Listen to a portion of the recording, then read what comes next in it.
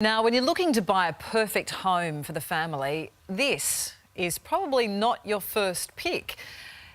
It's a hoarder's home, and when you look inside it, when you see really the damage, so much rubbish, you couldn't even open and close the doors or move from one room to the next.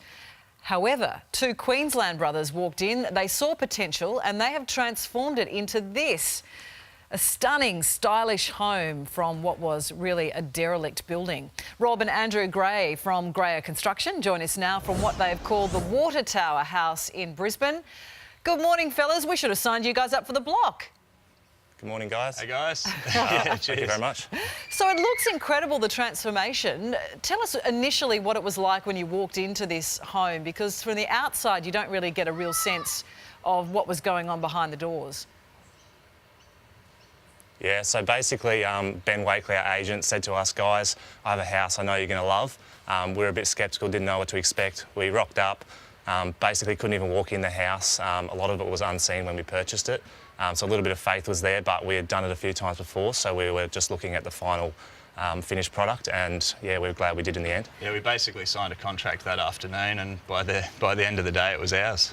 And what is it that you see potential-wise in this home, in these homes? Because you've done this before. This is the second hoarder's house that you've done up. What draws you to these types of properties? Well, basically, I think it's a bit of a psychological thing. Like, people see the rubbish. You know, 95% of people are ruled out straight away. So being builders, we come in, we're not really competing against too many people. So that's a big one for us. Great location in Paddington here, great view. So yeah, we just concentrate on what it's going to be like in the end, not so much at the start. Go from there. Yeah, but sort of the location's key. Like, if you can work with anything there, once you tick off on the location, like the house, even though it's in a bad state, we can work with it. Rob and his boys have a lot of skills, and leave it to them and they can turn anything around. Where do you start though? Because you've got to clear the place out initially. What's the sort of the first port of call?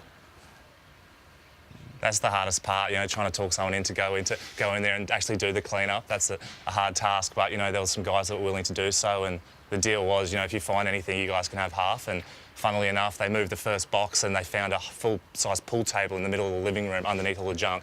They were stoked, so they're using it at the moment. Tempt them with whatever you can. But are there health concerns as well that a lot of the builders and the tradies who are working with you have got to contend with? Well, yeah, I think they're a bit concerned when they first have a look, but when they get in there, at the end of the day, it's just rubbish. So we get a couple bobcats on site, and the boys get in the house, they throw it out the window, the bobcats take it away. So it's not too bad. Once you start getting into it, like, it's okay. It's just more of a mental thing, just trying to get the rubbish off the site. So talk us through the home itself. What are the rooms that you're most proud of? All right, well, I'm definitely, being a builder, I see plans all the time. What I'm most impressed with is the architect, Dave, just the back elevation of the house. It has double street frontage, so when you're driving along that bottom street and you look up, it's just really eye-catching. So personally, for me, that's my favourite part of the house. My favourite's definitely like the master bedroom area. It's basically like you're in a hotel suite. It's sort of excluded from the rest of the house. You've got your massive bedroom, your massive walk-ins, you've got your ensuite, you've still got the views of the hills, and it's sort of a private getaway just so the parents can have a retreat and just escape from the kids, I guess. And just quickly, you wouldn't be doing this if there wasn't a dollar in it for you. How much profit did you make?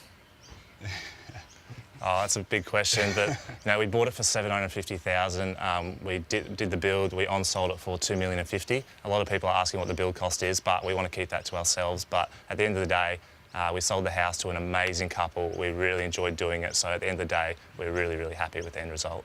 Fantastic. Well, we cannot wait to see the next project you take on, because they look absolutely amazing. There is some more coming. I bet there are. Well, when you know what you're doing, why not? Keep going on a roll. Boys, thanks so much for joining us. Yeah, thanks, guys. Jane. Thanks, guys. Cheers. Looks incredible. I wonder if they'll let me move in.